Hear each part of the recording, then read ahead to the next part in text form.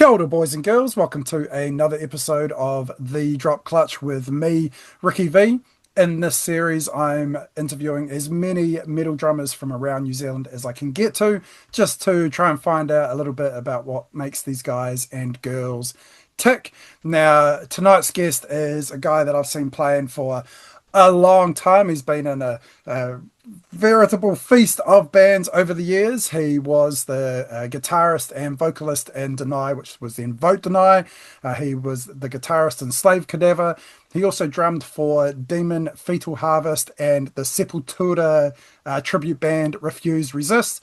He is currently doing projects with the vocalist of Bulletbelt, Diego, doing some covers, different covers and stuff, as well as also being the guitarist or one of the guitarists in Bulletbelt. Ladies and gentlemen, I have Josh Desmond. Josh, how we doing, bro?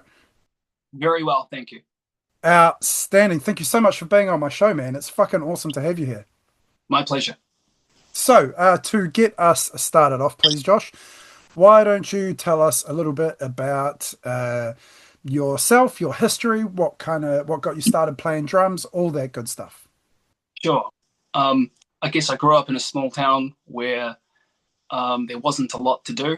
So rather than get into trouble, I decided to become a musician. I guess being influenced by the bands and music that was, on Juice TV and on the radio kind of inspired me to want to, get my hands on that.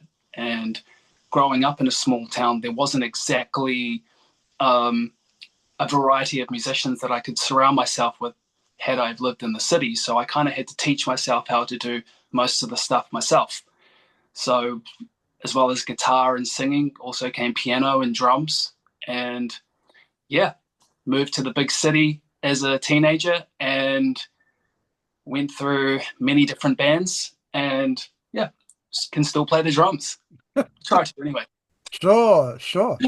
Um, so moving straight into the nitty-gritty, can you tell us, please, Josh, who are some of your favorite drummers and whose style has influenced your playing the most?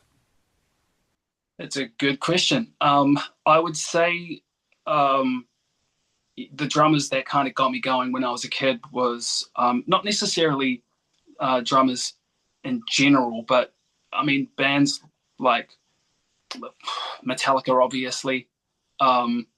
They were a huge influence. But I grew up listening to a lot of 90s radio, probably just like you did. And, Yeah. All of the songs that were being played hour after hour became the foundation of what I became. And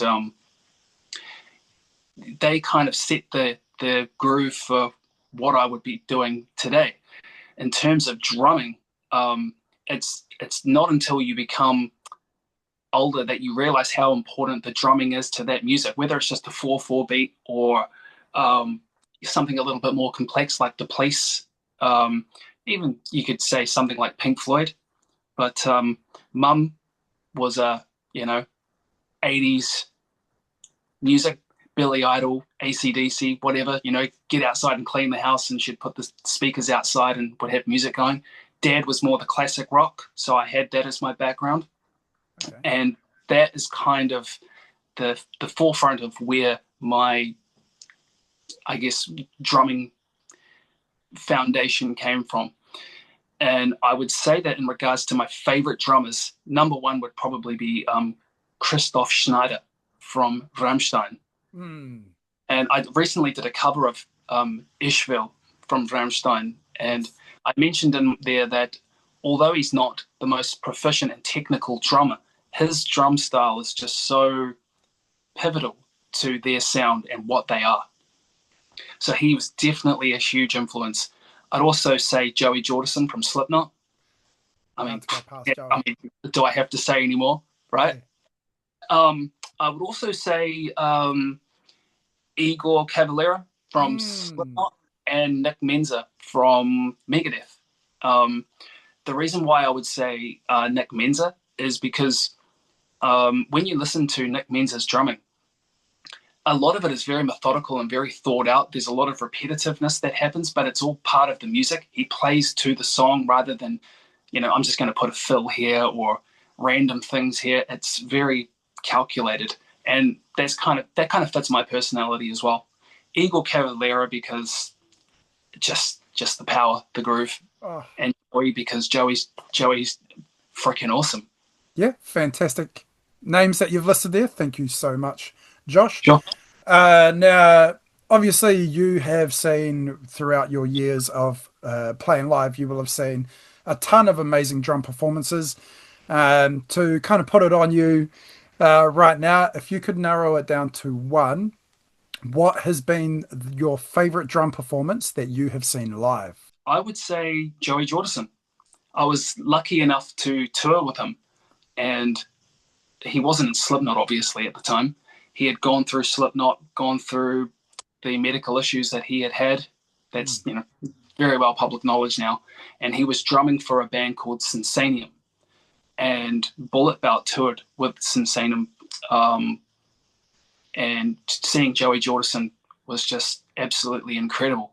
I got to meet him. I got to hang out with him, tour with him, fly with him, have a drink with him, go to a bar afterwards, arm in arm singing Welcome to the Jungle.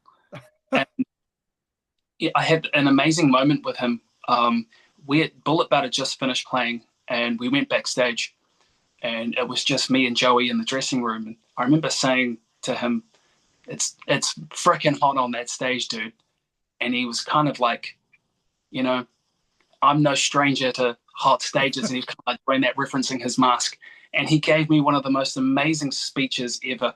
And I remember after he gave it to me, I pulled out my phone and I just wrote down exactly what he said. And there's a post on my on my Facebook page if you want to check it out. But he remembered my name. He was saying, one thing I remember him saying to me was, "You've got to put your face into the flame." And he was like, "Fuck yeah, Josh." And then his roadie was like, "Hey Joey, it's time to get on stage." And then he got on stage, and I was standing probably 2 meters away from him the whole time. And he knew I was there because he was doing the devil horns to me, and he was screaming out, "Yeah, Josh!" And seeing someone like Joey Jordison perform right in front of you it's life changing. And what I will say is, like, a lot of people would say that he was not the same drummer as he was in Slipknot, but the Joey Jordison that I saw perform was absolutely incredible. He was doing all of his triplet rolls, all his signature moves that he was doing in Slipknot, and it was just absolutely incredible. And that was one of the last shows that he ever did before he died. Oh, Jesus. Yeah, Fucking hell. Was that yeah, the when they came over to New Zealand, or was this? that's yeah, Oh yeah, okay. yeah. It was through Australia and New Zealand. All right. Yeah. All right. You guys got to go over to Australia with them. Well, we didn't go to Australia. The tour was through Australia and New Zealand, and we were in Japan at the time. And for logistical reasons, without going fully into it, we had to skip Australia. We went basically straight from Japan, straight back to New Zealand, and joined the tour then, rather than go from Japan, Australia, and then New Zealand. Sure. Okay. Well, I would actually like to expand a little bit on that there, Josh. Sure. As one of the, it's a growing number, admittedly, but as one of the few New Zealand metal bands who have actually been able to go international and tour, metal bands specifically, go international and tour internationally, can you Sure. tell us a little bit about what that experience is like? Actually getting to go out of, your comfort zone, New Zealand, this little safety net that we have here, and Sure. take it to the masses. Well, I mean, at first it's fucking daunting. I'll give it that. And the the the headache of worrying, do I have enough clothes? Have I got my passport? Do I have enough money? All of that shit. The first time is a very real anxiety that plagues everybody. But then once you do it over and over and over again, you kind of just fall into automatic pilot mode, I guess. Leaving New Zealand is a buzz in itself because New Zealand has such a niche audience that you perform Mm, to. I mean, I guess really, no matter where you go, you're performing to the same people in the different cities. But yes. when you go overseas, you have to really expect the unexpected. Um, and my time of touring internationally, I've been lucky enough to go to Australia, Japan, and Europe. I've been to Australia 7 times, Japan twice, and all through Europe. And I would say that Australia is kind of like a bigger New Zealand. Like when Mm. Bulletbelt tour now, we tour. You know, we do the Aucklands, Wellingtons, Christchurch, Sydney, Melbourne, because it's just 3 hours away. We treat it as just like another city within the same proximity, I guess you could say. Sure. When you go over to Japan, um, that is a life changing experience, and not just for the music, but just for the adventure, the holiday, the sightseeing, all of that, the culture. But going to Japan is it's something that you have to experience one day. They are so friendly, they are so hospitable. Their performances are from usually from 3 o'clock in the afternoon until 7 p.m. That's just the standard there. It's not as if Wow. like New Zealand where I don't know. I mean, surely you remember back in the day playing in Wellington and your band went on at 1 o'clock in the morning. You know, it does not. Yes. Usually in Japan, when you perform, the show finishes at 7 o'clock, and everyone, including the people that had paid to be there, help clean up. They mop the floors, they put everything away, set up the tables, and then it becomes like a nighttime restaurant or a cafe during the day or something like that. But Wow. you know, what I find with the Japanese crowd is that not a lot of them mosh, not a lot of them get into it. They stand and they just watch you, and it's not until you finish that they start, you know, clapping and high fiving, and yeah, it's an experience. And then you've got Europe. So when you well, actually, I'll go back to Japan. When you're in Japan, it's the public transport system. You know, so you everywhere you want to go, there is a train stop right there that you just that's how you navigate. When you go to Europe, for example, it's so huge you can't do that. You have to have a bus. So we go from country to country on a bus. We usually will perform, pack up, get on a bus, and then while we're sleeping, the driver drives you to the next country. When you wake up, you're in Germany. You go to sleep, you wake up, you're in France. You know, it's like that. And I would say that the European metal scene is pretty much what like you'd expect. We Hmm. obviously weren't playing big festivals like Farkin or you know things like that, but the shows that we were playing were pretty cool. Sometimes it was 30 people, sometimes it was 300 people. You just didn't know what to expect. But any New Zealand band out there that's watching this, I would recommend that you take the plunge, man. Do it. It's worth it. Now to focus more specifically on you and your drumming. Most Sure. people, no, not most people, but there are a number of people out there that will only know you as the guitarist for Bullet Belt. They won't know that you're a drummer or have drummed in several bands over the years. Can you tell us a little bit about that, please? Sure. Well, you are right. Not a lot of people know that I am actually a drummer. And, you know, I guess I've put myself out there as the guitarist for Bullet Belt. And, you know, that's what I've been for the last nearly decade. And I guess in terms of like, you know, putting myself out there as a drummer has been something that's only been quite recent for me. Although I have been drumming, you know, in bands such as Sepultura tribute, Demon Fetal Harvest, which was a Megadeth tribute way, way, way back in the day. I've kind of really made the guitar my forefront of my personality from a public perspective. But behind the scenes, what people don't know is that, yeah, I'm a drummer and I absolutely love pounding the kit. And every chance that I get is, you know, I'm on that kit. If we have bullet belt band practice, you know, and you know Steve needs to take a break, I'm on his kit. Or I turn up to practice half an hour before and I'm on his kit, making videos and you know recording. But I guess like the drumming has been very much in the background so far. Um, like a lot of the times when bullet belt songs are being written, um, it's usually me that will come up with some of the ideas. And what I'll do is I'll actually jump on the drums and I'll record myself playing, do the bass, do the guitars, and then present songs to the guys. And obviously, Steve brings it to life, adds his personality, says, "Do this, do that. I want to do this," and that's totally cool. But a lot of the ideas that I come up with, I'm playing all the instruments and fully orchestrating a song and then presenting it to the guys. Yeah. Sure. Sure. Well, following on from that, then, this has been a little bit of a difficult question for some people to answer, easier for some. How would you describe your drumming style? My drumming style, well, I'm going to take it back to Nick Menza and Igor Cavalera and Joey Jordison and Christoph Schneider. I would say that those four drummers put together with my musical taste is, I would say, the perfect way to explain my drumming. I spent years listening to Rammstein. I spent years studying Nick Menza so that I could perform his songs in the Megadeth tribute. And it, and same with Igor Cavalera for the Sepultura tribute. That kind of just it just became ingrained in my playing, and I would say that that is, I guess, the power of Christoph Schneider as well.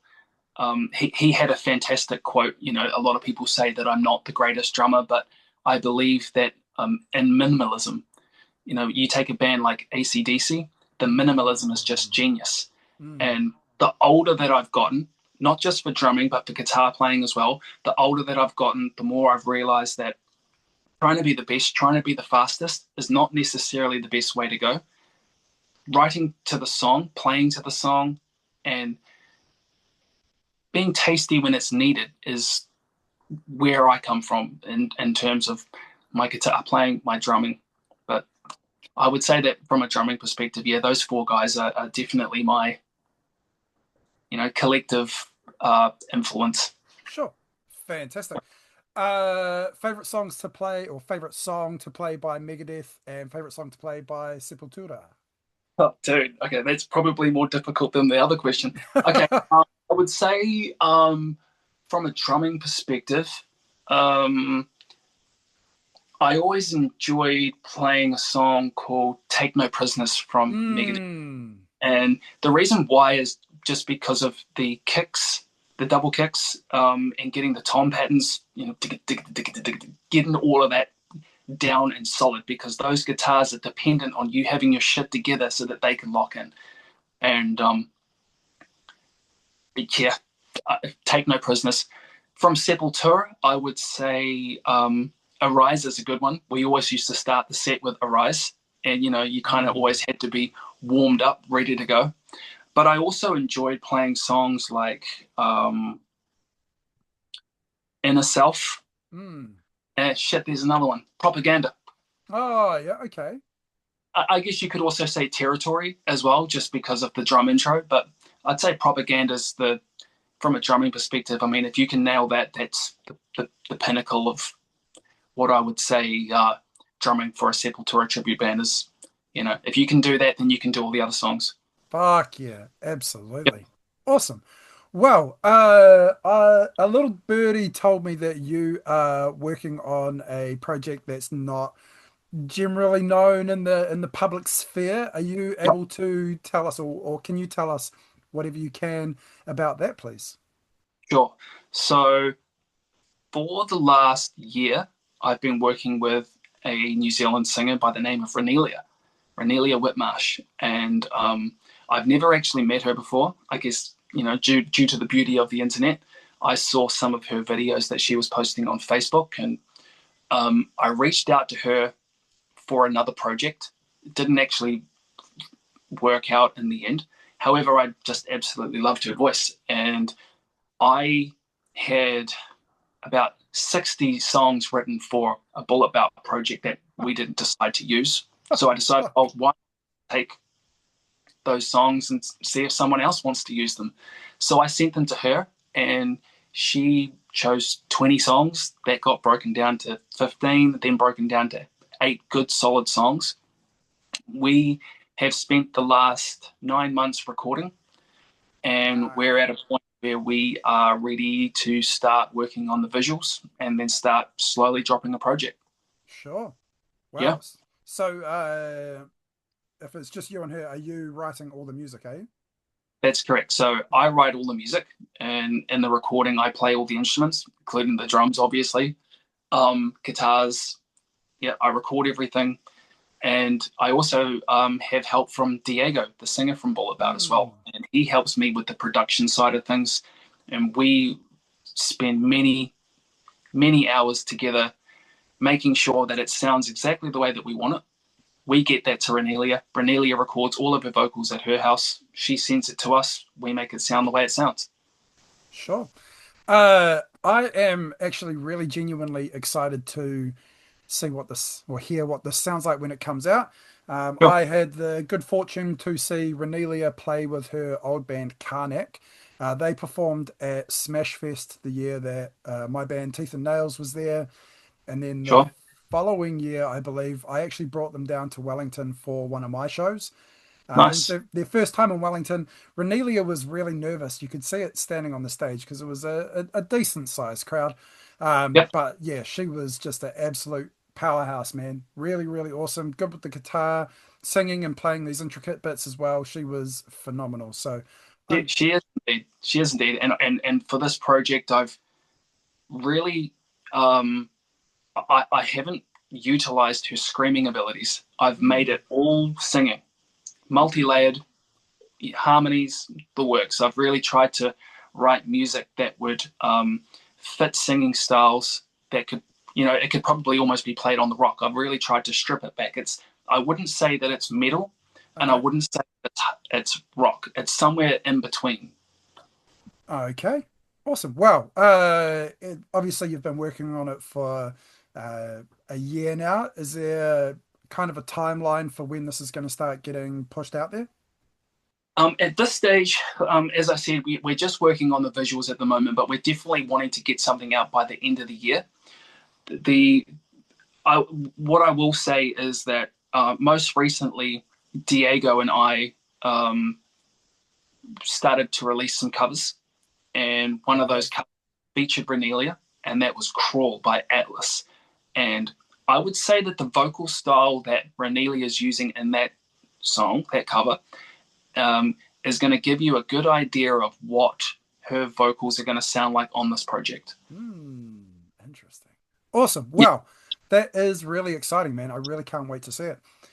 cool. Now, moving on to you and your drumming, or moving back to you and your drumming, is Cool. there a specific technique that you are practicing or working on improving at the moment? I wouldn't say so. I mean, uh, my from a drumming perspective, I'm not necessarily around a kit all the time.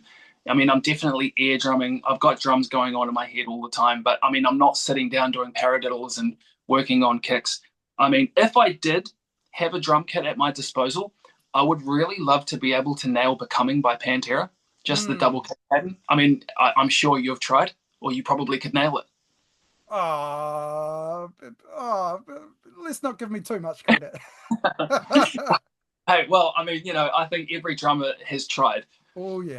But, yeah, I guess for me, like I'm at a point in my life where I really play the drums from the perspective of recording, writing, or just having fun to make videos and things like that. Sure. I have done a few recent videos over the last few weekends, which I plan to release in segments over the next few weeks. Some of them are quite interesting choices. There's a bit of baby metal in there. There's electric callboy. You know, Fuck yeah, I, baby metal. I and I guess although like for a band like Baby Metal, for example, like the drumming isn't necessarily the forefront of the band. Obviously, the girls are, but at the same time, the drumming's quite intense. Oh yeah. So I plan to drop a Baby Metal cover in the next couple of days just to show the intensity of what they do. Fuck. Yeah, yeah. I mean, but I mean, shit, man. If I could, I'd be playing drums all the time and working on my chops. Fair enough, bro. Fair enough. So moving on, we are nearly at the end of the show there, Josh. Sure. We're now going to play a game called First, Last, Best, and Worst. This is where you tell us about the first show that you ever played, the last show that you played, the best show that you've ever played. This is open to interpretation. And the worst show, same thing, open to interpretation. We'll get to that in a minute. Sure. But can you tell us about the first show that you ever played, please? The very first show that I ever did, I would have been about 7 years old, and it was at my primary school gala, and we did Stevie Ray Vaughan's "Mary Had a Little Lamb" Oh and yeah. "Santeria" by Sublime. Oh fuck yeah. Nervous as fuck, you know, real awkward.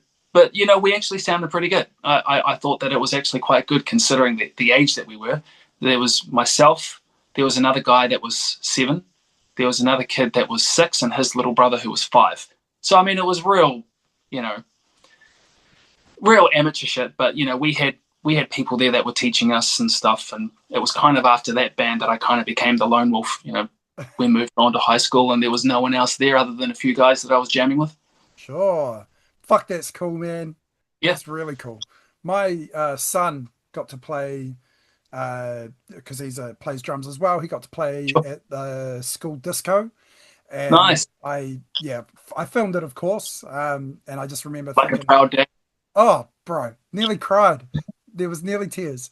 But I Yep. just remember thinking, like, I wish I was cool enough to have played any instrument, let alone drums, at the school disco at primary Sure. school. That would have been fucking insane. Oh man. So, Well, what I is that we had cameras and like phones back in those days, because all that there exists of that first concert is a few photos, which are up on my Facebook page as well for you to have a laugh at. I think I oh had a yeah. bowl too. So Oh, awesome. Awesome. What was the last show that you played? the last show that I played would have been November the 30th, and that was the Bulletbelt 15th anniversary show. Wow, that was a while ago. That was a while ago Oh, because we've been a bit busy. yeah, yeah. I can't Absolutely. say too much about what we've been up to, but the reason why we haven't played for a long time is because we've been working on some things Sure. that we plan to release over the next 6 to 8 months. Okay. But yeah, that was the very last show, the 15th anniversary, and that was a good one. Awesome. So next is the best show that you've ever played. Now, this can be the best show in terms of crowd attendance. It can be crowd atmosphere. It can be Sure. who you played with. It can be the best that you actually played. It's really open to interpretation, but if you could narrow it down to one, please, Josh. Well, man, I'm my own worst critic, so every show that I do, I'm always like, oh, I didn't nail that, or I Mm, could do this better. But so, I mean, I won't go too much into that. But I would say that like the first show that comes to mind is when we performed with Arch Enemy at the Power mm, Station. And the reason why I say it's probably one of my best shows is because it was the first time that we had performed at the Power Station. I don't know if you've ever been there. no. Well, it's when you play the power. Like there was an old saying back when I was a teenager. I always heard that if you play the Power Station, you've made it. Mm, So for me, like it was on my bucket list of venues I wanted to play. Um, and we were also performing with Arch Enemy as well. So I mm, mean, it was a packed out house. It, Everyone was vibing. We were on form because we were so excited. We had never played a stage that big before, and just yet have 1,000 people just raising their fists and pumping to us was absolutely insane. And unfortunately for us, that was the night that Cyclone Gabriel hit, so we got stranded in Auckland, but totally worth it. Oh shit. Oh Jesus. Okay. Absolutely, totally worth it. I actually just had another thought. There was another show that I did in Australia at a venue called Max Watts, and that was when I was filling in for a Disturbed and System of a Down tribute band from England, and that's kind of the same vibe in Australia. If you play that venue, it's actually in Melbourne, but if you play that venue, it's kind of like you're doing something right. And it was Mm, the same vibe, packed house, whole bunch of people, twice the size as the Power Station, but yeah, just made me think of it. sure. Awesome. And moving on to the last one. Thank you, Josh. What was the worst show? Now, again, open to interpretation. This can be the worst you played. It can be the worst crowd. Maybe something kicked off. The maybe the funniest thing that happened on stage. It's really open to interpretation as well. One of the worst shows that I can remember just off the top of my head is we were doing a show at Valhalla. This was with Bulletbelt a couple of years ago. Shit, maybe like I think we were opening for Venom Inc. And full house, lots of rowdy people. They kind of were wanting us to get off the stage so that Venom could get on. Although a lot of people were vibing, and one guy was getting a little bit too excited and decided to jump up on the stage.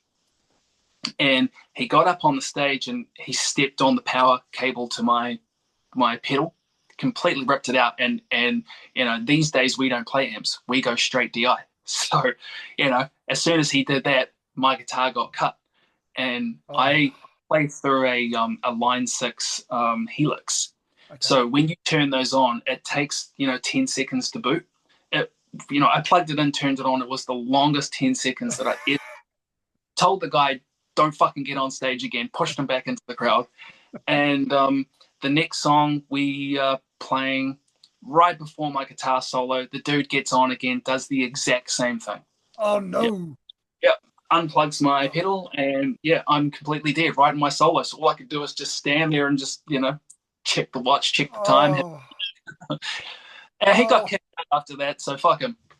Yeah, yeah, fuck that guy. Oh no.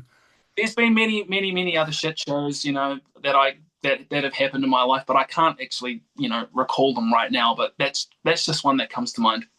Sure. Okay. Fuck it. Oh man. Ah, fucking stage bombers, man. He Oh, was he was just drunk and having a good time, and in his mind, he thought it'd be a great idea to get up and shake our hand, and just completely unaware of what he was doing. oh, bro, that is If you're watching this, terrible. don't fucking get on the stage again, man. Stay in the crowd, you motherfucker. Yeah, stay Jesus in the Christ. crowd. That, So, Josh, obviously you have got a couple of things going on at the moment musically with bands and projects and all that kind of business. If anybody wants to find any of your projects, where can they go? the first place that I would direct them to is obviously my social medias. So you can find me, Josh Desmond, on Facebook, or Josh Desmond Official on Instagram. I would also direct you to all of the Bulletbelt pages. It's pretty easy to find. Just type in Bulletbelt and it will definitely come up. Um, as mentioned previously in the interview, there's an upcoming project which I wish to share in the very near future.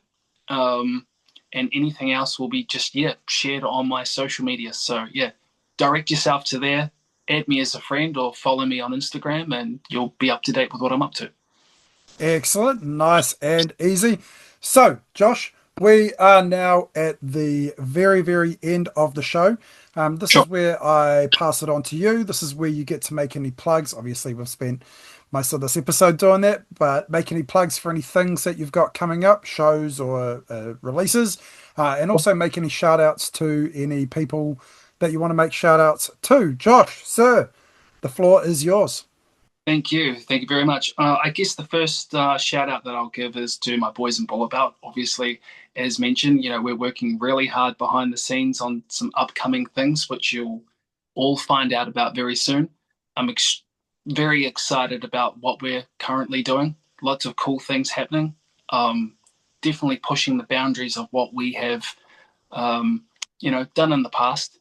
We've already mentioned that we're working on album number 6, and it's definitely going to be ferocious.